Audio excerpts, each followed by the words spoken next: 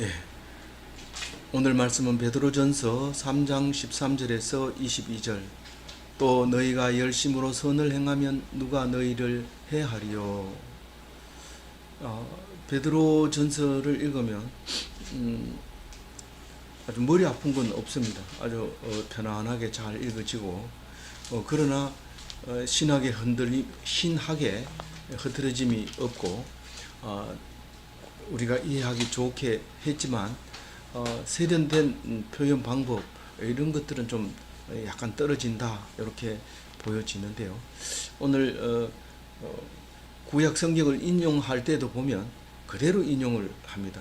원래는 그것을 재해석해서 우리 환경에 맞도록 이해가 잘 되도록 이렇게 해석해 주는 모습이 보여지는데, 그 모습을 볼 수 있습니다. 오늘 13절에 보면 열심으로 선을 행하면 누가 너희를 해하리요. 선행하는데 누가 해하겠느냐. 사실은 선을 행하고 그러면 착하면 사람들이 무시하고 해코지하고 손해를 봅니다. 그런데 오늘 13절 말씀은 그렇게 얘기합니다. 그러니까 그게 해코지하는 것이 그 해가 되느냐? 아니다. 오히려 너희들에게 더 덕이 될 수 있다. 이런 의미를 내포하고 있는 거죠. 그냥 우리가 있는 말만 들으면 따지는 거죠. 하나님, 아니면 베드로한테, 베드로, 당신은 열심으로 행하면 누가 너희를 해하리요. 그랬는데 내가 지금 선행을 했는데 지금 이런 어려움을 당하고 있지 않느냐. 이렇게 말할 수 있지만 잘 생각해 봐라. 이제부터 내 얘기하는 거 들어봐라. 이런 얘기입니다. 14절에 이제 바닥부터 시작합니다. 의를 위하여 고난을 받으면 복이 있는 자니 그들이 두려워하는 것을 두려워하지 말며 근심하지 말고 일어났어요. 그러면 의를 위하여 고난을 받으면 복이 있는 자니 그들이 두려워하는 것을 두려워하지 말며 근심하지 말며, 이 그들이라고 하는 것은 불신자를 얘기하는 겁니다. 다윗 시대 때부터 시작해서 모든 성도들 아니면 대적입니다. 우리 성도 아니면 대적입니다. 다시 말해서 출애굽한 백성들이 이스라엘 아니면 전부 대적입니다. 아말렉부터 시작해서 계속해서 이웃이 모두가 대적입니다. 그런 그들을 말하고 있는 건데요. 불신자들이 그들인데, 여기서 말하는 의를 위하여 고난을 받으면, 이 말은 뭐 선도 마찬가지고 의도 마찬가지고 우리 눈에 보이는 그들이 말하는 선, 그들이 말하는 의가 아니라 우리가 말하는 의, 우리가 말하는 선을 말하는 겁니다. 다시 말해서 선과 의는 세상 법으로 가지고 판단하는 것이 아니라 하나님을 믿으면 선한 것이고 의로운 것이다. 그게 정의입니다. 그걸 놓쳐버리면 이 성경을 읽기가 힘들어져요. 그래서 의를 위하여 고난을 받는 자는 복이 있나니 할 때 믿음을 지키기 위해서 상당히 힘들어지는 일이 생깁니다. 물론 남들이 힘들게 하는 경우도 있지만 어떤 경우는 많은 경우가 자기 스스로가 그 믿음을 지키기 위해서 힘들어하는 그런 경우가 있습니다. 그래서 의를 위해서 고난 받는 것이다 이렇게 말하면 됩니다. 왜냐하면 믿는 것이 믿는 사람을 보고 의롭다고 말하거든요. 믿으면 의인이다 이렇게 말하는 거거든. 우리가 의롭지 못한 것은 믿음이 없어서 의심하고 회의하고 회의를 느끼고 그런 상황에서는 의인이라고 말하기가 어렵습니다. 그래서 믿음을 갖고 고난을 당하면 그게 의인이고, 우리가 말하는 의를 위하여 고난 받는 자다 그렇게 얘기하는데, 그게 복 있는 자라고 하는데 세상의 복은 그런 게 아닙니다.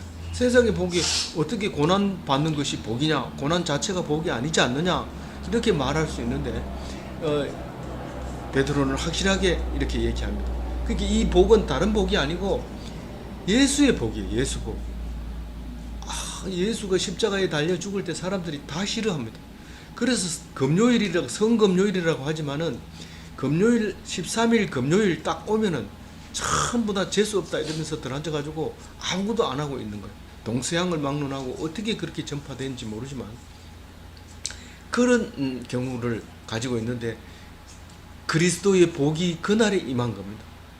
그래서 그 십자가를 질 때 그게 예수 그리스도의 복인데, 이 복을 잘못 생각하고 처음 신앙이 없는 사람이 이 구절을 읽고 고난을 받으면 복이 있다 했는데, 그 복이 올 때를 아무리 기다려도 고난은 계속되고 있으니까 어떻게 된 겁니까? 하고 물으니까 네가 고난을 받는 그것이 복이다, 이렇게 얘기를 합니다. 이해 안 가죠? 그런데 거꾸로 생각해 보면 됩니다. 거꾸로 생각해 보면, 내가 이런 힘든 일이 없고 고난을 안 당하면 엄청 자유로웠을 거고, 엄청 하고 싶은 대로 했을 거고, 교만했을 거고, 남 죄를 지었을 거고, 남을 무시했을 거고, 남 보고 욕했을 거고, 지 혼자 잘난 척 했을 거고, 그랬을 것이 분명합니다. 그러면 그게 결국은 복자가 아니라 저주받은 자가 될 수밖에 없습니다. 왜냐하면 저주라는 뜻 자체가 앞의 나를 내가 어떻게 할 수 없는, 하나님께 맡겨진 꼼짝없이 결정된 그 운명의 사람을 저주라고 얘기를 하고 있거든요. 그러니까 우리는 노력으로 안 됩니다. 노력으로 안 됩니다. 그래서 하나님이 주신 고난을 받을 때 진짜 네가 예수님 같은 복을 받는 복자다, 그렇게 얘기를 합니다. 근데 그 예수님 같은 복을 가진 사람들이 첫 번째로 하는 일이 뭐냐면, 그들이 두려워하는 것을 두려워하지 말며, 그들이라고 하는 것은 불신자들이 두려워하는 것을 신자들은 두려워하면 안 된다, 이 말입니다. 그러니까 세상 그러고 근심하지 말고 이랬는데, 그러면 두려워하지 말고 누구를 두려워해야 됩니까? 하나님을 두려워해야 돼요. 왜 하나님을 두려워해야 됩니까? 하나님은 우리를 심판하십니다. 죄를 지으면 그 결과는 심판입니다. 그래서 그것을 지을까봐, 죄를 지을까봐 두려워하라는 거고, 세상 사람을 두려워하지 말아라, 그 말을 하는 거죠. 그런데 근심하지 말며, 이것은 그 원어로 보면 근심이라기보다는 흔들리지 말며, 이런 뜻입니다. 타라소라고 하는 말은 흔들리지 말며, 우리가 흔들리는 것은 근심하는 것은 뭡니까? 이렇게 하면 어떻게 하지, 그렇게 하면 어떻게 하지, 흔들리면 안 돼. 그렇게 하나님이 하라 했으면 죽으면 죽으리라 하고 당당하게 잠을 자야죠. 근심을 하면서 이리 두척 저리 두척 이렇게 하면 안 됩니다. 내가 어떤 일을 하겠다,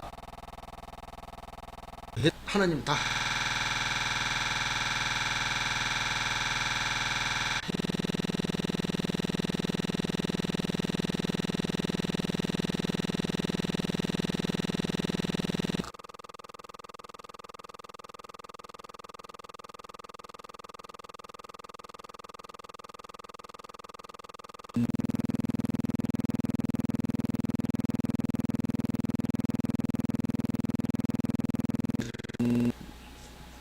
우울하게 만들고 막 불안하게 만들고 그렇게 하는 거죠. 근심하지 말라, 이 말은 흔들리지 마라, 믿음에 굳게 서 있어라, 이런 말이죠. 15절에 오늘 중심 말씀인데요, 한번 읽어보겠습니다. 같이. 너희 마음에 그리스도를 주로 삼아 거룩하게 하고 왕에 관한 이유를 대답할 것을 항상 주며 와 두려움으로 하고.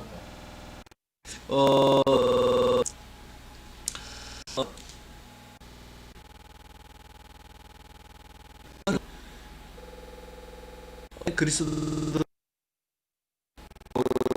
그걸 찾는데 어려워. 이것이 주를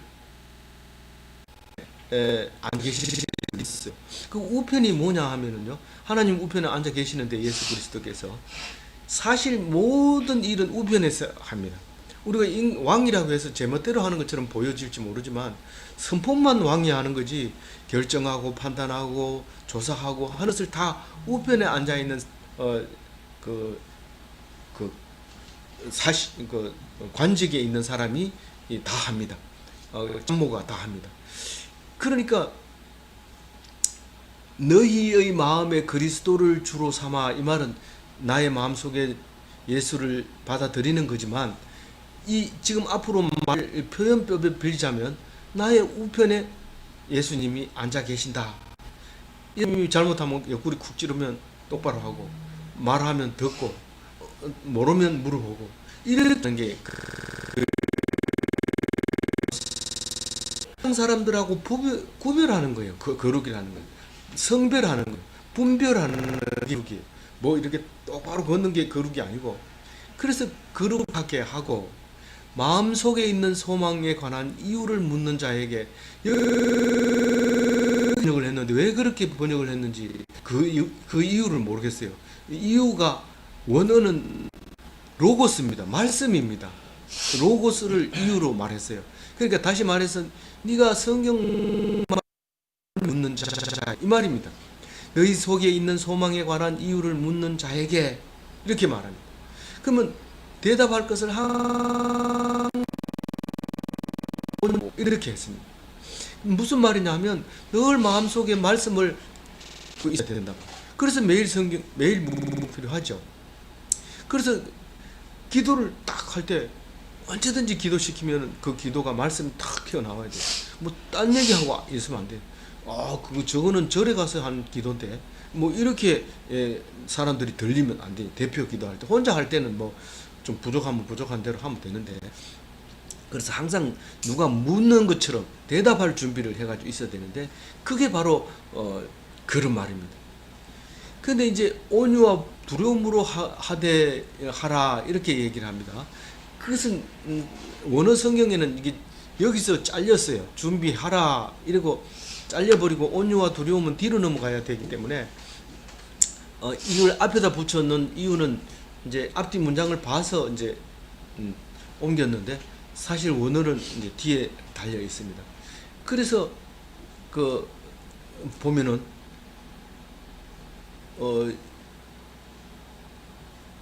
그 온유라고 하는 것은 부드럽게 하는 걸 말하고, 그건 잘 알 거예요. 부드럽게 뭐 설교한 야 그것도 모르나, 하나님은 이 성경은 예수 그리스도 말고 구원받을 다른 이름을 준 적이 없다고 했어.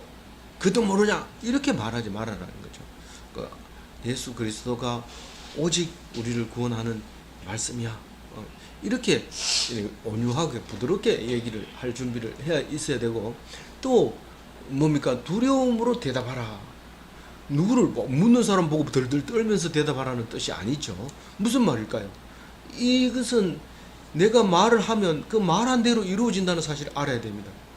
그러니까 예수님이 부활했는지 잘 모르겠어 이렇게 하면 그 사람은 부활신앙이 없습니다. 그건 끝난 겁니다. 그러니까 두려운 마음으로 해야 돼. 네가 아무리 친하다고 해서 네 속에 있는 말을 막 한다고 해서 그렇게 말하면 안 돼. 두려워해. 네가 말하는 말 그대로 이루어진다는 사실을 기억하고 말해라. 그 말을 하고 있는 거죠. 그래서 여기 앞에 붙여도 말이 되지만, 이게 뒤로 16절에 오면 선한 양심을 가져라, 온유하고 부드러운 마음을 가지고 선한 양심을 가지라, 이렇게 이어져서 말을 해도 됩니다. 그러니까 선한 양심은 아까 그 악한 생각이나 마찬가지로 선한 생각, 의로운 생각, 이거는 하나님만 생각하는 겁니다. 원 뜻은 좋은 양심을 가져라 이런 말인데, 세상 사람이 좋은 양심을 안 가지고 싶고 악한 양심을 가지고 싶은 사람이 누가 있습니까? 이 원수라도 대적이라도 불신자라도 악한 양심을 갖고 싶어 하는 사람은 없습니다. 그리고 한결같이 그 사람들은 선한 양심을 가졌다, 내가 왜 악하냐라고 말합니다. 그렇기 때문에 이것은 믿는 자의 선한 양심은 하나님을 떠나지 않는 겁니다. 그건 기억하고 읽어야 됩니다. 그래서 그리스도 안에 있는 너희의 선행을 욕하는 자들로 그 비방하는 일에 부끄러움을 당하게 하려 함이라. 부끄러움을 당하게 하려 함이라. 그러니까 불신자들이 부끄러움을 당한다는 거예요. 언제? 오시는 날에. 2장 12절에 나왔어요. 오시는 날이 언제입니까? 예수 재림의 날입니까? 우리는 그렇게 알고 있지만 베드로는 예수님이 감찰하시는 날에 이렇게 얘기합니다. 감찰하시는 날에 부끄러움을 당한다. 그러니까 그 사람들이 하나님이 딱 감찰하러 오니까 잘했다고 하는 거예요. 잘했다고. 믿는 사람 보고 잘했다고 하는 거예요. 하나님이. 그러니까 우리도 하나님 믿겠습니다. 그렇게 돌아서는 날이 그 오시는 날인데, 오늘 여기서 말하는 것은 부끄러움을, 그 사람들이 언제 부끄러움을 당해? 지금은 우리 보고 욕하고 믿는 사람 보고 손가락질하고 이래서 우리가 부끄럽죠. 겉으로 보기에는 뭐 숫자도 많고 뭐 그러니까 저쪽이 당당해 보이지만은 결국은 그날이 오면 부끄러움을 당하게 됩니다. 옳다고 하니까요. 우리 믿는 자를 옳다고 하니까요. 그러니까 그 사람들은 겉에 가가지고 후회해도 소용없고 울어봐도 소용없고 땅을 치고 통곡을 해도 소용없는 그 날이 온다는 거죠. 그러니까 그것을 믿는 게 믿음이지. 뭐 있기는 어디 있어 이러고 주먹은 가깝고 법은 멀다. 뭐 천국은 아직 남았고 현실은 그렇지 않다 이러면서 주먹을 막 쓰고 이렇게 하면 그건 나중에 부끄러워진 거예요. 지금은 힘센 사람이 이기기 때문에 거기에 대항하면 안 됩니다. 지금은 욕먹고 찌질하게 남들 보기엔 진짜 비참하게 그렇게 살면 결국은 그 선행을 보고 이 사람들이 부끄러워져. 아, 그게 선행이 맞았다. 우리는 잘 못했다. 이렇게 말하게 된다는 얘기를 16절에 하고 있습니다. 17절 한번 읽어봅시다. 선을 행함으로 고난받는 것이 하나님의 뜻일진데 악을 행하고 고난받는 것보다 나으니라. 아니, 악을 행하고 고난받는 사람은 하나님이 뜻일까요? 야, 악을 행하지 말았는데 왜 악을 행해서 그렇게 고난받느냐. 그러면서 하나님이 가슴 아파합니다. 그럼 뭡니까? 그럼 고난은 어차피 오는 거 아닙니까? 그럼 고난은 온다. 그렇지만 네가 선을 행하고 고난을 받아라. 다 묻어내니까 나도 묻어내버리고 끝내버렸으면 좋겠다. 안 믿는 사람은 그렇게 하죠. 남들 IMF 때 다 수표 준 거 다 백지화 시켜버리고 다 날려버리고 이렇게 하면 문 닫아버리면 뭐 그 주식 정권 다 백지화 돼버리고 이러면 자기는 살죠. 근데 그걸 살려고 도와줬던 사람들은 다 멸망하게 되죠. 그런 것은 안 된다. 끝까지 선한 양심을 가져라. 그래 결과가 다르다. 그렇게 얘기를 합니다. 그래서 선을 행하고 고난 받는 거예요. 다 힘들고 어려울 때 선을 행하고 고난 받으라. 그게 하나님의 뜻이다. 그렇게 얘기를 하고 있습니다. 그래서 손해를 봐라. 억울해라. 왜 그럽니까? 왜 나만 손해를 봐야 됩니까? 왜 억울해야 됩니까? 너희들은 예수를 본받으라고 뽑은 사람이야. 선택한 사람이야. 택한 사람이야. 그러니까 예수를 봐. 예수가 무슨 죄가 있어서 십자가에 죽었어. 그리고 그 고난 받으면서 한 번이라도 대들은 적이 있어. 그걸 보라고. 그러니까 손해를 봐라. 억울해라. 그렇게 말해요. 그러니까 18절 읽어봅니다. 예. 그리스도께서도 한 번의 죄를 위하여 죽으사 유인으로서 그 위한 자를 대신하셨으니 이는 이를 하나님 앞으로 인도하려 하시니라. 육체로는 죽임을 당하시고 영으로는 살리지 못하시고. 그 그리스도께서 단번에 죄를 위하여 죽으사 의인으로서 불의한 한 자를 대신하셨으니, 예수님이 단번이라는 뜻은요 1회라는 뜻도 있지만 전체를 위해서 한 번인 거예요. 전체를 위해서, 온 인류를 위해서, 믿는 자를 위해서 한 번만 딱 죽습니다. 더 이상 죽지 않습니다. 그런데 의인, 그걸 의인이라고 하는데 왜 의인이라고 해요? 예수님을 왜 의인이라고 해요? 그 십자가를 진 것은요 오직 믿음으로 진 거예요. 그래서 의인이라고 하는 거예요. 그래서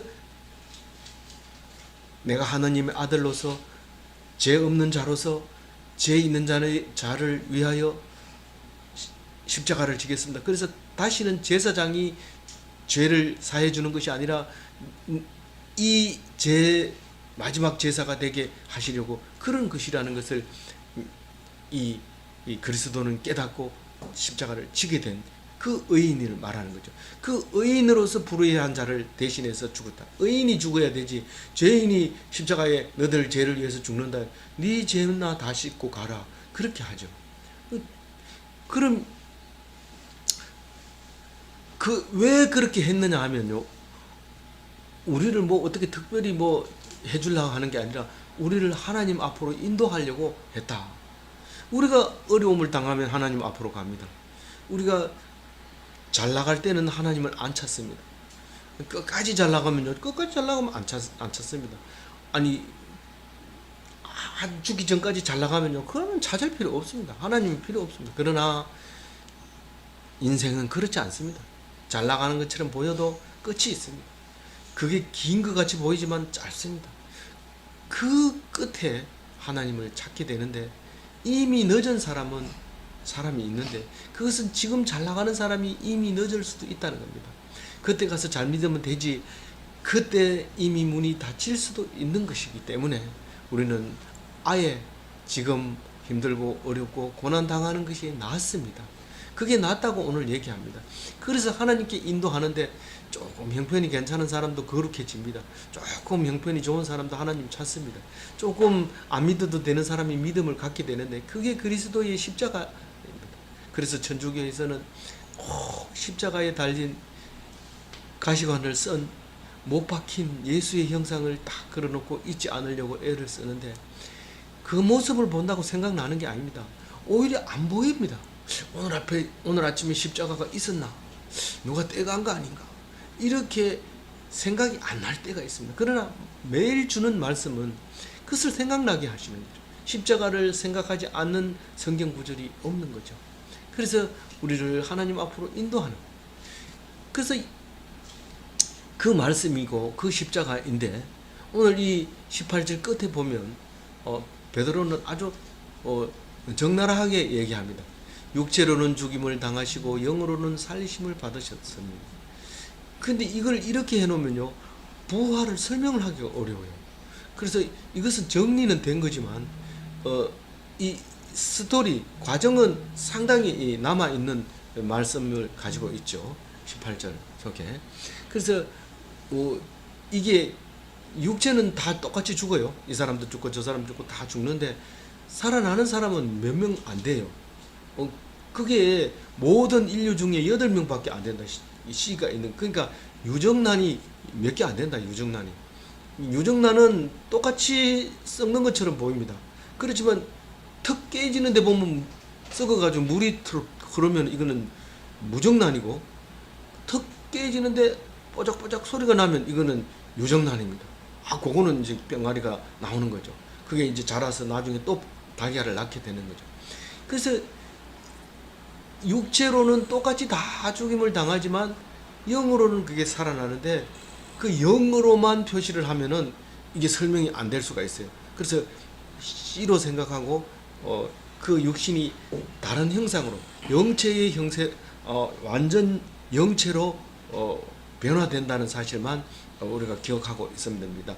그래서 이걸 너무 강조해도 안 되고 또 반대로 육신이 살아나는 것을 너무 강조해도 안 되고 두 개를 적당히 하면서 그때그때 하나님께 감사해야 되는 것은 하나님 말씀은 우리가 가장 높다고 하는 4차원이 아니라 그보다 훨씬 높은 차원의 말씀이기 때문에 그렇다. 그렇게 생각을 하시면 됩니다. 그러니까 그림이 안 그려질 때가 있어요. 그러나 그것은 외워야 되는 거예요. 그럴 때는. 그래서 기본적으로 나와서 무조건 나와서 외워진 말이 적용이 될 때 능력이 일어나고 두나미스가 있게 되는 거죠. 19절에 보면 같이 읽어볼게요. 그가 또한 영으로 가서 옥에 있는 영들에게 선포하시니라. 이 베드로는 이게 수식어가 좀 작은 단어를 쓰는 바람에 우리가 헷갈리게 돼요. 그래서 19절을 난해 구절로 이제 주석가들은 표현하고 한 5가지 정도로 이제 요약하는데 요약할 필요 없습니다. 이 말씀은 읽어보면 말 그대로입니다. 무슨 말이냐면 영으로 가서 이 말은 죽어서 영체로 부활한 다음에 그러니까 죽는 것은 다 같이 죽잖아요. 모든 사람들이 다 같이 죽어요. 그런데 못 살아나면 천주교에서는 연옥이라고 하는데 서울이라고 하고요. 그곳에 다 가게 돼. 예수님도 갖는 거예요. 그 죽은 자 가운데서 다시 살아난 거예요. 그러니까 영으로 가서 옥에 있는 영들에게 죽어서 아직 부활하지 못한 그 사람들에게 아직 아니라 아직일 수도 있고 영원히 못 부활할 수도 있는 그 영들에게 가가지고 나는 승리했다 부활한다 딱 그렇게 선포를 한 겁니다. 그 사람들에게 예수 믿고 천국 가라 이렇게 전도를 하는 게 아니고 선포를 한 거예요. 나는 살아난다. 내가 첫 열매다. 나로 말미암아 다음부터 나를 믿는 사람은 다 살아나리라.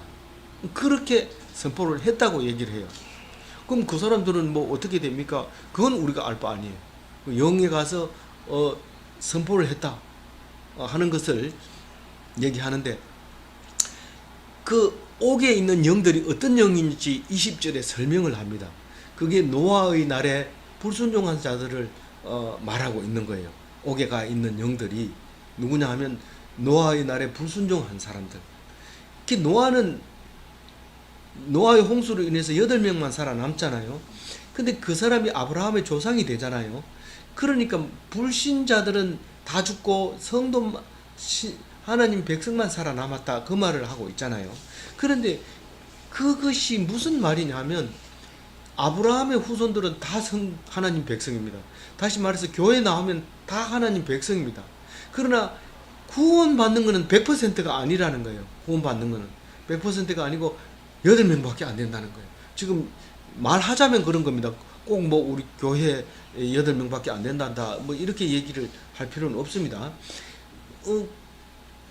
모든 사람은 구원을 받는다고 얘기를 해놓고, 믿는 자로서 구원을 받는 것을 기정사실화 해놓고, 나중에 그날이 오면 부끄러운 구원을 받는 사람과 하나님이 알아보고 반겨하는 구원이 있는데, 그게 다른 것처럼 여기서 지금 20절에서 얘기하는 것은 불신자가 어떤 사람이냐라고 하는 겁니다. 신자가 아닌 사람은 다 죽었다, 죽은 사람을 말하는 건데, 그 사람들이 옥에 있는 것을 예수님이 선포를 했다. 사실 예수님이 십자가에 딱 죽는 순간 무덤이 열리고 그때 신앙 있는들은 다 하늘로 올라가는 것을 보았죠. 그러면 언제 영들에게 가서 선포했느냐? 뭐 이것은 시간과 공간이 필요한 게 아닙니다. 가서 어떤 학자들은 3일간 죽은 지 3일 동안에 그때 가가지고 그랬다, 뭐 그렇게 얘기하지만, 그렇게 이해하실 분들은 또 이해해도 됩니다. 또 그렇다고 반대하고 막 싸울 필요는 없습니다. 어쨌든 그 그 옥에 있는 영이 방주의 날에 복종하지 아니하는 자들인데, 결국은 하나님이 물로 심판을 받고 8명만 살아남았다, 그렇게 말하는 거죠. 그래서 21절에 이렇게 얘기합니다. 그 물은 노아의 홍수는 우리가 세례 주는 것하고 똑같은 거다, 그렇게 얘기합니다. 다시 말해서 예수께서 부활하심으로 말미암아 이제 너희를 구원하는 편이 곧 세례라. 이는 육체의 더러운 것을 제하여 버림이 아니요 하나님을 향한 선한 양심을 강구하느니라. 이 세례를 주니까 이거는 더러운 걸 다 씻었다, 이제 새 사람이 됐다, 이런 뜻이구나. 근데 베드로는 그게 아니라고 합니다. 이 세례를 만약에 몸을 씻는 거라면 그거는 정결 의식이죠. 지금도 무슬림이나 유대인들은 밖에 갔다 돌아오면 그 씻는 그 물이 있습니다. 성지순례 가봐도 수도꼭지가 항상 모스크 앞에 이렇게 놓여 있습니다.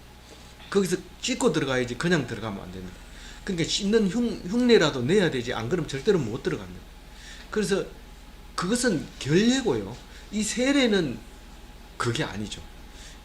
몸을 씻는 게 아니라 하나님을 향한 선한 양심을 간구하는 것이다, 찾아가는 것이다, 하나님의 말씀에 응답하는 것이다. 그거를, 이 세례가 그런 뜻이에요. 그러니까 이 노아는 그 8식구는 그 방주를 짓는데 응답한 거예요. 하나님을 찾은 거예요. 간구한 거예요. 살려주세요. 그리고 내만 사는 게 아니라 필요한 모든 것을 살려주세요. 그래서 필요하다, 이것도 필요하다, 비둘기도 필요하다, 코끼리도 필요하다, 뱀도 필요하다, 그걸 다 필요하다 해가지고 다 집어넣어주고, 그것을 다 집어넣으려면 시간이 오래 걸리니까 시간을 많이 준 거예요. 다 준비하고 나니까 비가 오기 시작한 거예요. 그 우리가 세례를 받을 준비가 안 되는데 세례 안 줍니다. 딱 주면 벌써 세례 받은 사람 기도가 달라집니다. 모양이 달라져요. 그렇게 그 모습을 지금 말하고 있는 거죠. 그래서 그 무지개,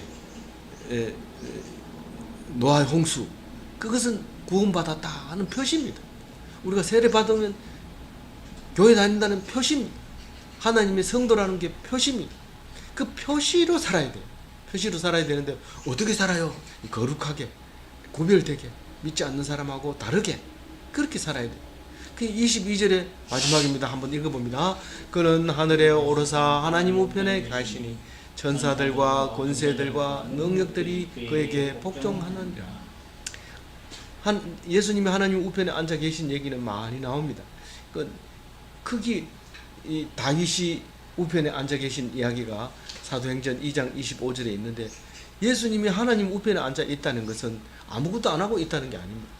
하나님의 참모로서 기도하고 있다는, 기도하는, 여기 간구하시느니라, 로마서에는 간구하느니라, 오른쪽에 앉아서 아닙니다. 사람들은 그렇게 악한 것 같아도 믿으라 하면 믿습니다. 하나님 용서해 주세요. 이렇게 예수님이 다 옆에서 기도하고 있는 거예요. 그러면 하나님이 다 얘기하는 거예요. 참모죠, 참모. 다윗은 하나님을 참모로 둔 거예요. 세상 살면서. 놀랍죠. 그래서 다윗 신앙 같은, 다윗 같은 신앙을 가진 사람은 없습니다. 그래서 꼭 예수님이 오신다면, 다윗의 후손으로 와야 됩니다. 다윗 같은 사람이 없는데 누구의 후손으로 오겠습니까? 다윗의 후손으로 와야 됩니다. 그래서 다윗의 후손을 하는 거죠. 다윗은 하나님을 우편에 앉혀놓고 세상 일을 했던 거죠. 놀랍죠. 그래서 적군이 찾아오면 하나님 저것들 그냥 놔둡니까? 하나님의 대적을 막 이렇게 얘기하는 거죠. 놀라운 기도를 보면서 우리는 그런 기도 못합니다. 내가 잘못했는데 그게 저 사람들 눈에 안 보이게 해주세요. 이러면서.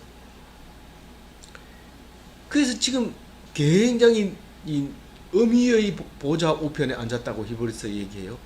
그 하나님만 어미를 가지고 있죠. 엄중한 그 위엄을 가지고 있는데 그 우편에 딱 앉아 있는 거예요.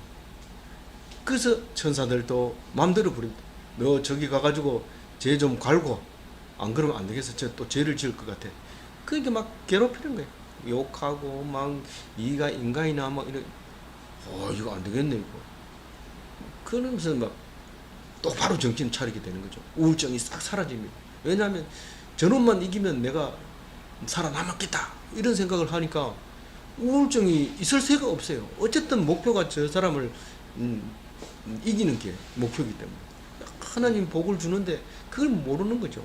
우리가 그렇게 답답한 거죠. 하나님 말씀 안 읽는 거죠. 읽으면 답이 나오는데 안 읽는 거죠.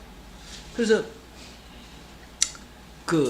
천사들과 권세들, 능력들이 복종하는데, 이 세상 권세들, 세상 능력들, 세상 왕들이 전부 예수님 앞에 발 아래 엎드리면, 그러면 이 나라를 하나님께 바치는데, 그게 도대체 언제 옵니까?